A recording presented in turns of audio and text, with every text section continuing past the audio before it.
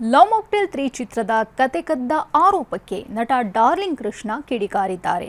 ರಾಘವೇಂದ್ರ ನಾಯ್ಕ್ ಎಂಬುವವರು ಕೃಷ್ಣರ ವಿರುದ್ಧ ಕೃತಿ ಚೌರ್ಯ ಆರೋಪ ಮಾಡಿದ್ರು. ಈ ಬಗ್ಗೆ ಮಾತನಾಡಿದ ನಟ ಕೃಷ್ಣ, ನನ್ನ ಕರಿಯರ್ನಲ್ಲಿ love mocktail 3 biggest hit cinema ಕದ್ದಿದ್ದಾನೆ ಅಂತ ಕಮೆಂಟ್ ಹಾಕ್ತಿದ್ದಾರೆ. ನಾನು ರಾಘವೇಂದ್ರ ನಾಯ್ಕ್ ಹಾಗೂ ಗುರುದೇಶ್ ಪಾಂಡೆ ಮೇಲೆ ಮಾನನಷ್ಟ ಕೇಸ್ ಹಾಕಿದ್ದೀನಿ ಅಂತ ಕೃಷ್ಣ ಕೆಂಡಾಮಂಡಲರಾಗಿದ್ದಾರೆ.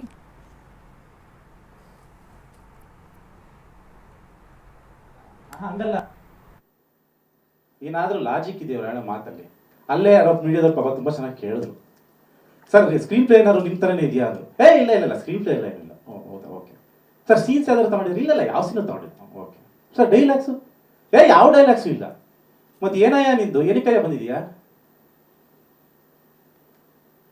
ಲವ್ ಮಾಕ್ಟೇಲ್ನ ನಿಲ್ಸಿ ಗೆಲ್ಸಿ ಪ್ರತಿ ಒಂದು ಎಫರ್ಟ್ ನಾವು ಎಷ್ಟು ಹಾಕಿದೀವಿ ನಮಗ್ ಗೊತ್ತು. ಅದು ನನ್ನ ಲವ್ ಮಾಕ್ಟೇಲ್ ಇವತ್ತೇನು 2019-20 ರಿಲೀಸ್ ಆಯಿತು.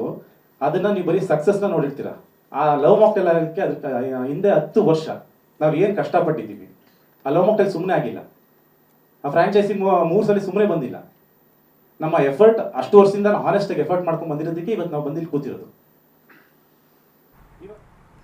ಇದು ಲವ್ ಮಾಕ್ಟೇಲ್ 3 ಚಿತ್ರದ ಕತೆ ಕದ್ದಿರುವಂತಹ ಆರೋಪ ನಟ ಡಾರ್ಲಿಂಗ್ ಕೃಷ್ಣ ಅವರ ಮೇಲೆ ಮಾಡಲಾಗಿತ್ತು. ರಾಘವೇಂದ್ರ ನಾಯ್ಕ್ ಎಂಬುವರು ಈ ಬಗ್ಗೆ ಆರೋಪ ಮಾಡಿದ್ರು. ಈ ಬಗ್ಗೆ ಮಾತನಾಡಿರುವಂತಹ ಕೃಷ್ಣ, ಇದು ಸುಳ್ಳು, ಸತ್ಯಕ್ಕೆ ದೂರವಾದ ಮಾತು ಅಂತ ಹೇಳಿದ್ದಾರೆ.